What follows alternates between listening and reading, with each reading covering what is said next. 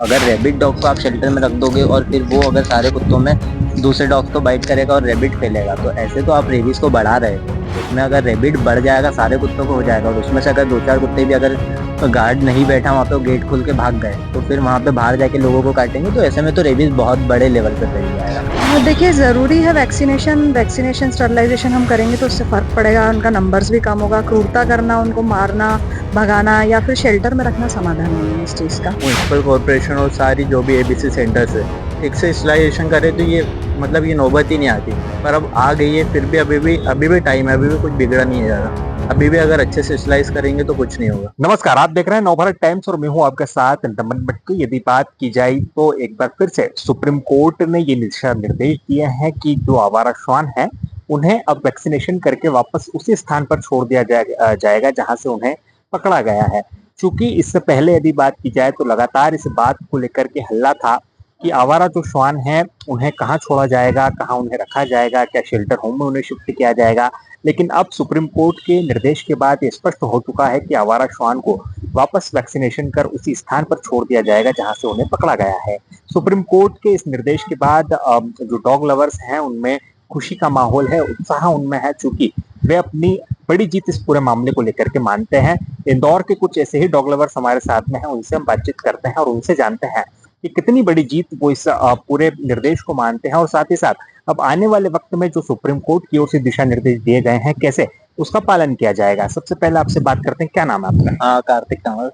Kartik, dog lovers हैं, क्या लगता है ये सुप्रीम कोर्ट के दिशा निर्देश को कैसे देख पा रहे हैं? ये जो फैसला आया बहुत ही अच्छा फैसला आया है। इससे सारे एनिमल लवर्स खुश हैं। और जो उन्होंने ऑर्डर दिया है कि कुत्तों की नसबंदी करके टीकाकरण करके उनको वहीं पर छोड़ देना है वापस, क्योंकि शेल्टर में रखना डॉग को समाधान नहीं है। समाधान यही है कि उसका स्टरलाइजेशन और पॉपुलेशन को कंट्रोल में करें और उनका जो है एंटी रेबीज से टीकाकरण हो, तो उससे रेबीज जो है कंट्रोल में होगा। अच्छा, इससे पहले जो दिशा निर्देश आए थे उसमें कहा गया था कि शेल्टर होम में शिफ्ट आप कर दीजिए इनको, तो वहां पर शिफ्ट करने की तैयारी थी। आप लोगों ने लंबी लड़ाई लड़ी और आखिरकार इस लड़ाई में आप लोगों की जीत भी हुई है। क्या लगता है शेल्टर होम में रखना और इस तरह से आवारा श्वान को जो है सड़कों पर रखना, कितना अंतर इसमें समझते हैं और क्या इससे असर इन श्वानों पर जो है दिखाई देता है? पहली बात तो ये है कि दिल्ली में जो एनसीआर में बोला गया था कि अपना शेल्टर होम बनाए, तो इतना गवर्नमेंट के पास पैसा नहीं है। इतने सारे कुत्तों को शेल्टर होम बनाने के लिए और फिर उनको रखने के लिए उनका खर्चा इतना सरकार मैनेज कर नहीं सकती है। और शेल्टर में रखना समाधान ही नहीं है, वो चीज़ है। अगर शेल्टर में आप रेबिड वाले डॉग सबको रखने का बोल रहे हो, अगर रेबिड डॉग को आप शेल्टर में रख दोगे और फिर वो अगर सारे कुत्तों में दूसरे डॉग्स को बाइट करेगा और रेबिड फैलेगा, तो ऐसे तो आप रेबीज को बढ़ा रहे हो। उसमें अगर रेबिड बढ़ जाएगा सारे कुत्तों को हो जाएगा, और उसमें से अगर 2-4 कुत्ते भी अगर गार्ड नहीं बैठा वहाँ पे, वो गेट खोल के भाग गए, तो फिर वहाँ पे बाहर जाके लोगों को काटेंगे, तो ऐसे में तो रेबीज बहुत बड़े लेवल पे फैल जाएगा। अच्छा, आप आवारा श्वानों के लिए काम करते हैं, कितना साल आपको ये काम करते करते हो गए और क्या ऑब्जर्वेशन अब तक का रहा पूरे इस काम करने के दौरान? क्योंकि लोगों का मानना होता है कि आवारा श्वान से काफी समस्याएं होती है, वो समस्याएं पैदा करते हैं और उनसे समस्याओं से निजात मिल जाएगा।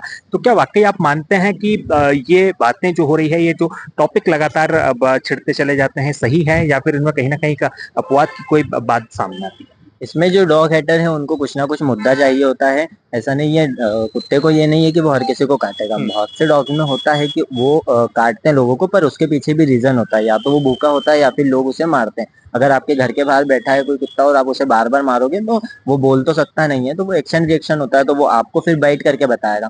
तो उसको बाइट करना वो सॉल्यूशन नहीं है। फिर उसको आप मारो मत, क्रूरता कम करो। आप जब उसे नहीं मारोगे तो एक्शन रिएक्शन नहीं होगा। आप उसे प्यार दोगे, वो आपको प्यार देगा। आप उसे मारोगे, वो भी आपको बाइट करेगा। तो इस चीज पे लोगों को थोड़ा सा अवेयर होना जरूरी है कि आप उन्हें मारो मत, उनसे प्यार करो। उनको आप खाना नहीं दे सकते तो मारो भी मत। चलिए, क्या संदेश यहाँ से लोगों को देंगे जो आवारा श्वानों से घबराते हैं, डरते हैं और फिर डर के कारण कई परिस्थितियों में जो है अब, काटने की स्थिति बन जाती है, फिर रेबीज फैलने की बात आती है, तो उनसे बचने के लिए क्या संदेश यहाँ से आप आम दर्शकों को देना चाहेंगे? रेबिट से बचने के लिए अगर आपको डॉग बाइट करता है तो उसमें आप टीकाकरण टाइम पे करो। आप घाव को पहले साबुन से अच्छे से धो, और फिर उसके बाद आप अपने नजदीकी स्वास्थ्य केंद्र से संपर्क करके उसमें वैक्सीन लगवाओ। बाकी कुत्तों में रेबीज ना फैले, इसके लिए हमारा एक पायलट प्रोजेक्ट अभी सितंबर में स्टार्ट हो रहा है 1 तारीख से। इसमें हम इंदौर के हर एक कुत्ते को एंटी रेबीज टीकाकरण करेंगे, और हम डाटा कलेक्ट करेंगे कि कितने कुत्ते किस लोकेशन पे स्टरलाइज है, कितने नहीं है। फिर वो डाटा हम सरकार को देंगे और हम उनसे रिक्वेस्ट करेंगे कि जिन कुत्तों की नसबंदी नहीं हुई है उन कुत्तों की नसबंदी की जाए। हमारे पास डाटा रहेगा किस लोकेशन पे कितने कुत्ते हैं, फिर हम उस डाटा से उनसे बात करके उसकी नसबंदी करवाएंगे। तो देखिए निश्चित तौर पे अब जो डॉग लवर्स हैं वो भी तैयार हैं सुप्रीम कोर्ट के निर्देशों के बाद कि जो निर्देश आए हैं उसमें कैसे अब आगे भी रेबीज नहीं फैले डॉग्स में, उसको लेकर टीकाकरण किस तरह से किया जाएगा, तमाम तरह की तैयारियां जो है इन लोगों की भी है। और भी लोग हैं उनसे बातचीत करते हैं, उनसे जानते हैं कि कैसे सुप्रीम कोर्ट के दिशा निर्देश को भी देखते हैं। क्या नाम है आपका? हाँ, प्रियांशु जैन नाम है।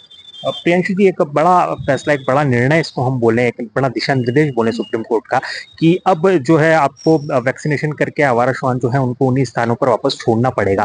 क्या लगता है, लगातार इस तरह की बातें आती है, लगातार ये मुद्दा उठता है, एक डॉग लवर्स होने के नाते कैसे सब देखते हैं? देखिए, ज़रूरी है वैक्सीनेशन स्टरलाइजेशन हम करेंगे तो उससे फ़र्क पड़ेगा, उनका नंबर्स भी कम होगा। क्रूरता करना, उनको मारना, भगाना या फिर शेल्टर में रखना समाधान नहीं है इस चीज़ का। अच्छा, अब यदि हम बात कर लें कि कैसे अब इस ये जो एक समस्या जो लोग लगातार बताते हैं कि आवारा श्वान जो है काटते हैं और उनके ऊपर हमला करते हैं, तो कैसे इससे निजात मिलेगी? एक आप भी चूंकि लंबा वक्त आपको इस क्षेत्र में काम करते करते हो गया है, क्या संदेश यहाँ से देंगे और क्या उपाय आप लोगों को बताएंगे कि यदि आप ये उपाय करते हैं तो आवारा श्वान की जो हमले हैं या जो उनका आतंक है उससे आपको कहीं ना कहीं निजात मिल पाएगी? देखिए, मुख्य तौर पे 3-4 कारण होते हैं हमला करने के। पहला कारण तो ये है कि हमारे यहाँ से कचरा पेटियाँ हट गई हैं, तो जानवर भूखे हैं। पहली चीज़ कि यदि इतने सारे लोग हैं, हमारे यहाँ 35 लाख की जनसंख्या है, तो अगर आपके घर के आस-पास कोई जानवर है या श्वान बैठा हुआ है, तो सबसे पहले उसको वहीं भोजन उपलब्ध करवा दें, गर्मी में पानी उपलब्ध करवा दें, बैठने की जगह दे दें। दूसरी चीज़ ये है कि क्राइम रेट बढ़ रहा है। अभी हमने इंदौर रेंज में 160 प्लस एफआईआर्स हमने दर्ज करवाई हैं, क्रूरता के मामलों में। तो लोगों को थोड़ा संवेदनशील होना पड़ेगा और उनके साथ मारपीट बंद करनी पड़ेगी। कई बार कुत्ते सोते रहते हैं तो लोग गाड़ी चढ़ा देते हैं या उनको छेड़ते हैं, तो ऐसी कंडीशंस में वो आक्रामक होते हैं। तीसरी चीज़ ये है कि जब इनका मेटिंग सीजन होता है तो आक्रामक होते हैं, तो उसके लिए जो है नगर निगम नसबंदी का काम कर रहा है। और चौथी चीज़ है कि लोग जो है उनको बिल्कुल भी टॉलरेट नहीं करते हैं, बैठने नहीं देते हैं, तो ये सारी चीज़ें ना करें, उनको छेड़े ना, तो वो हमला नहीं करेंगे आपके ऊपर। अच्छा, एक आखिरी सवाल मेरा आपसे ये है कि अब सुप्रीम कोर्ट के दिशा निर्देश आ गए हैं, उसका किस तरह से पालन करेंगे डॉग लवर्स होने के नाते, और क्या आने वाले वक्त में हमारी भूमिका होगी डॉग्स को बचाने के लिए और रेबीज नहीं फैले उसको लेकर के? देखिए, इसमें जो हम लोग न्यायालय का जो फैसला है उसका सम्मान करते हैं, उन्होंने बिल्कुल ठीक फैसला दिया। इस संबंध में काफ़ी सारे हम लोग ये अवेयर करते हैं कि जितने हमारे फीडर्स हैं इंदौर में, सबसे पहले तो हम लोग उनको बोलते हैं कि आप नगर निगम की गाड़ी को बुलाएं, कुत्तों को अपने घर के अंदर रखें और उनकी नसबंदी करवाएं। पहली चीज़ ये। दूसरी चीज़ कि एंटी रेबीज के लिए हम लोग नीडी टेल फाउंडेशन और पीपल फॉर एनिमल्स अभी एक कैंपेन करने वाले हैं नेक्स्ट मंथ से। उसमें हम लोगों ने जो वर्ल्ड वाइड वेटरनरी सर्विसेज है, जो एक इंटरनेशनल ऑर्गेनाइजेशन है जिसने गोवा को रेबीज फ्री बनाया है, तो उनके साथ मिलकर हम लोग एक पायलट प्रोजेक्ट रन कर रहे हैं और उसका जो डेटा है हम नगर निगम इंदौर को देंगे ताकि उस तर्ज पे काम किया जा सके और रेबीज को खत्म किया जा सके। चलिए, तो देखिए निश्चित तौर पे सुप्रीम कोर्ट के दिशा निर्देश के बाद अब डॉग लवर्स भी पूरी तरह से तैयार हैं और डॉग्स को बचाने के लिए, यहाँ तक कि उनसे रेबीज नहीं फैले, उसको लेकर के भी लगातार जो है अलग अलग तरह के उपाय जो है अब वो आने वाले वक्त में किए जाएंगे। एक आखिरी सवाल आपसे और हम ये लेना चाहते हैं कि इंदौर शहर में भी लगातार डॉग्स को लेकर के जो है लोगों की समस्या आई थी, लोगों के जो है अलग अलग सुझाव आए थे, किन सुझावों पर हमने काम करना शुरू कर दिया है और अभी तक ऐसी कौन कौन सी कॉलोनियां हैं जहां हमने उनको जो है चिन्हित करके डॉग्स के रेबीज के मामले कम करने में जो है सफलता हासिल की है? देखिए, इसके लिए मेरी नगर निगम में बात हुई थी हेल्थ ऑफिसर से, तो उनके पास में डेटा है पूरा कि किन किन एरियाज में बाइट केस ज्यादा है। तो हमारा ये इनको सजेस्ट हमने किया था कि उन एरिया से पहले हम वैक्सीनेशन स्टार्ट करें और स्टरलाइजेशन को मास लेवल पे करें, तो लोग जोन लेवल पे उसको अभी उन लोगों ने स्टार्ट किया है। तो देखिए निश्चित तौर पे पूरी तैयारी है, और भी लोग हैं और भी डॉग लवर्स हैं, उनसे बातचीत करेंगे। सुप्रीम कोर्ट का दिशा निर्देश आ गया है, क्या लगता है कितने खुश हैं आज इस निर्देश के बाद? We are very grateful. हम मतलब बहुत अच्छा, हर जगह से बैलेंस में आया डिसीजन। ऐसा नहीं है कि डॉग लवर और आम आदमी अलग है, सबके लिए अलग है। सबके लिए मतलब कि जो डॉग बाइट्स हो रहे थे उन पे भी मतलब रुकेंगे और सबके लिए अच्छा है। अच्छा, इसमें तमाम तरह के पहलू आए, तमाम तरह की दलीलें दी गई कि भैया अब जो है डॉग्स लगातार बढ़ रहे हैं, उसको रोका जाए, उसको रोकना बहुत आवश्यक है। क्या लगता है दलीलें कितनी सही मानते हैं इन दलीलों? हम पूरा सही मानते हैं। अगर डॉग को ठीक से स्टरलाइज करेंगे, जैसे कि बाकी सारी कंट्रीज ने किया, नीदरलैंड ने किया, हमारे पास जो भूटान है 100% डॉग फ्री हो चुका है, रेबीज फ्री हो चुका है। अगर हम भी ठीक से स्टरलाइज करें, म्युनिसिपल कॉर्पोरेशन और सारी जो भी एबीसी सेंटर्स है ठीक से स्टरलाइजेशन करें, तो ये मतलब ये नौबत ही नहीं आती। पर अब आ गई है, फिर भी अभी भी टाइम है, अभी भी कुछ बिगड़ा नहीं है ज़्यादा। अभी भी अगर अच्छे से स्लाइस करेंगे तो कुछ नहीं होगा। अच्छा, सुप्रीम कोर्ट ने ना सिर्फ लोगों के लिए बल्कि आम जो आप डॉग लवर्स हैं आपके लिए भी कुछ दिशा निर्देश दिए कि कहाँ उनकी फीडिंग होनी चाहिए, कहाँ कैसे उनकी रखरखाव होना चाहिए। यदि उन्होंने कहा है कि इसका पालन नहीं होगा तो अब एक्शन हम लोग आप लोगों पर भी लिया जाएगा। तो क्या लगता है इस तरह के दिशा निर्देश इसे कैसे देख पा रहे हैं? नहीं, हम बिल्कुल पालन करेंगे और बेसिकली हम मतलब हम सिर्फ डॉग लवर्स नहीं है, हम भी आम आदमी है। डॉग के अलावा और कोई सा भी एनिमल होता है, जो चिड़िया होती है और कुछ भी होता है, तो हम उन्हें भी फीड करते, उन्हें भी प्यार करते। हम सिर्फ डॉग लवर नहीं, हम सबके लिए और हम आम आदमी ही हैं। मतलब ऐसे दो पहलू हो गए कि डॉग लवर्स अलग हो गए और कि बाकी के लोग अलग हो गए, ऐसा कुछ नहीं है। मेन जो लोग है वो सब एक ही है।